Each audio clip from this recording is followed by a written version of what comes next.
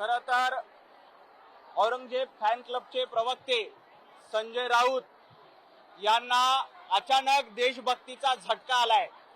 संजय राऊत यांना विस्मृती झाली आहे का असा माझा सवाल आहे। खरं तर संजय राऊत यांना मी काल प्रश्न विचारला होता की त्यांनी काल आपलं वक्तव्य करत असताना ऑपरेशन सिंदूर मधील दहशतवादी अजून जिवंत आहेत अशा पद्धतीचं वक्तव्य केलं होतं, परंतु भारतीय सैनिकांनी त्या सर्व दहशतवाद्यांना कंठस्नान घालण्याचं काम केलं। तरी देखील संजय राऊत भारतीय सैनिकांच्या शौर्यावर प्रश्नचिन्ह उपस्थित करतायत। संजय राऊत यांनी त्याबद्दल माफी मागितली पाहिजे। आता isakal.com आहे देशातील नंबर 1 ची मराठी न्यूज वेबसाईट। प्रत्येक अपडेटसाठी isakal.com ला नक्की भेट द्या।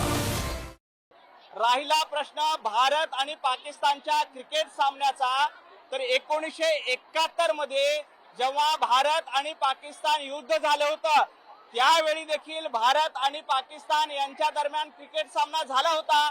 तेव्हा संजय राऊत यांची देशभक्ती कुठे झाली होती? भारतीय जनता पार्टी आणि पंतप्रधान नरेंद्र मोदी यांची पाकिस्तान बद्दलची भूमिका स्पष्ट आहे।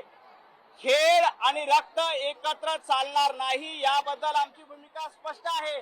परंतु संजयजी राऊत जेव्हा 1971च्या युद्धानंतर भारत आणि पाकिस्तान क्रिकेट सामना झाला होता तेव्हा केंद्रात काँग्रेसचं सरकार होतं, त्याबद्दल तुम्ही राहुल गांधींना जाब विचारणार आहात का? संजय राऊत यांना माझा सवाल आहे की तुम्ही आधी इथल्या देशभक्त नागरिकांची आणि भारतीय सैनिकांची माफी मागायला पाहिजे आणि त्यानंतर भारत आणि पाकिस्तानच्या सामन्याबद्दल बोललं पाहिजे। खरं तर भारताचा एकही खेळाडू पाकिस्तानच्या भूमीवर जाऊन क्रिकेट खेळणार नाही किंवा पाकिस्तानचा एकही खेळाडू भारताच्या भूमीवर येऊन क्रिकेट खेळणार नाही।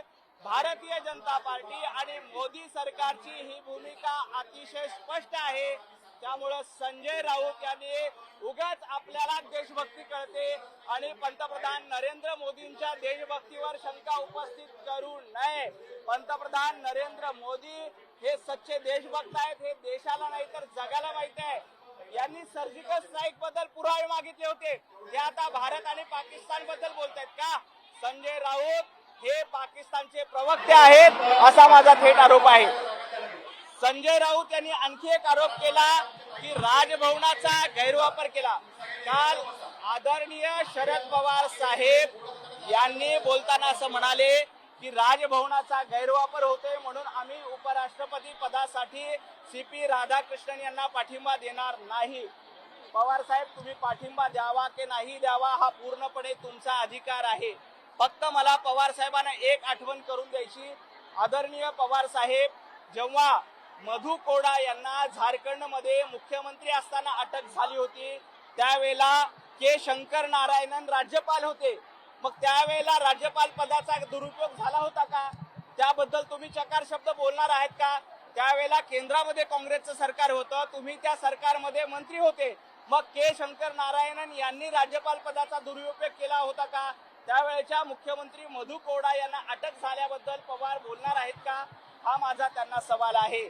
त्याबद्दल शरद पवार साहेब बोलणार नाहीत आणि CP राधाकृष्णन याच्याबद्दल दुटप्पीपणाची वागणूक आणि दुटप्पीपणाची भूमिका आदरणीय पवार साहेबांनी करू नये। आदरणीय पवार साहेबांना आणखी एका मुद्द्याची आठवण करून द्यायची आहे। महाराष्ट्रामध्ये केशव भोसले नावाचा एक कॉन्स्टेबल राजभवनाच्या परिसरामध्ये स्मगलिंग केल्याचा त्याच्यावर आरोप झाला, त्यानंतर तो निलंबित झाला। या भोसलेंना तुम्ही राष्ट्रवादी शरद पवार गट असताना त्यावेळेच्या राष्ट्रवादीचं उपाध्यक्षपद दिलं, विधानसभेचं तिकीट दिलं, मग त्यावेळेला राजभवनाचा गैरवापर झाला नव्हता का? पवार साहेब, भारतीय जनता पार्टीच्या NDAच्या उमेदवाराला तुम्हाला पाठिंबा द्यायचा की नाही हा सर्वस्व तुमचा अधिकार आहे, परंतु राजभवनाचा गैरवापराबद्दल जर का तुम्ही बोलत असाल तर हे दोन उदाहरणं, मधु कोडा, के शंकर नारायण यांनी ज्या पद्धतीने गैरवापर केला होता आणि ज्यांनी गैरवापर केला त्यांनी तुमच्या प्रत्येक पक्षाचा उपाध्यक्ष केला, त्याबद्दल आपली भूमिका स्पष्ट करावी। निवडणुका पारदर्शक वातावरणात होणार असा आरोप संजय राऊत करत आहेत। निवडणुका काय झाले संजय राऊत यांचं की निवडणूक हारल्यामुळे त्यांची पळताभुई थोडी झालेली आहे। मग आता काय करायचं? जनतेने यांना घरी बसवलं, उद्धव ठाकरे सातत्यानं घरी बसत होते आणि आता उद्धव ठाकरेंना आवडीचं काम जनतेने दिलंय, त्यामुळं संजय राऊत यांचा पोटशूळ उठलेला आहे. खरं तर निवडणुकीमध्ये देवेंद्रजींच्या नेतृत्वात जनतेने आम्हाला भरभरून आशीर्वाद दिले, लोकांनी आम्हाला भरभरून दिलं. आता संजय राऊत यांचं पोट दुखतंय म्हणून निवडणूक आयोगावर शंका घेतली जाते, निवडणूक पारदर्शक होत नाही अशी शंका दिली जाते. संजय राऊत यांच्यामध्ये हिंमत असेल ना, आधी त्यांच्या भावाचा राजीनामा घ्यावा आणि मग निवडणूक आयोगाबद्दल बोलावं. त्यांच्या या निवडणूक व्यवस्थेवर विश्वास नसेल तर त्यांच्या सगळ्या आमदारांचा राजीनामा घ्यावा आणि मग या निवडणूक आयोगाबद्दल इथल्या व्यवस्थेबद्दल प्रश्नचिन्ह उपस्थित करावं. थँक्यू. देश विदेशातील प्रत्येक घडामोडींचे लाईव्ह अपडेट मिळवण्यासाठी आता साम टीव्हीच्या सर्व सोशल मीडिया प्लॅटफॉर्मला लाईक, फॉलो आणि सबस्क्राईब करा. तसंच सर्व नोटिफिकेशनसाठी बेल आयकॉन प्रेस करायला विसरू नका.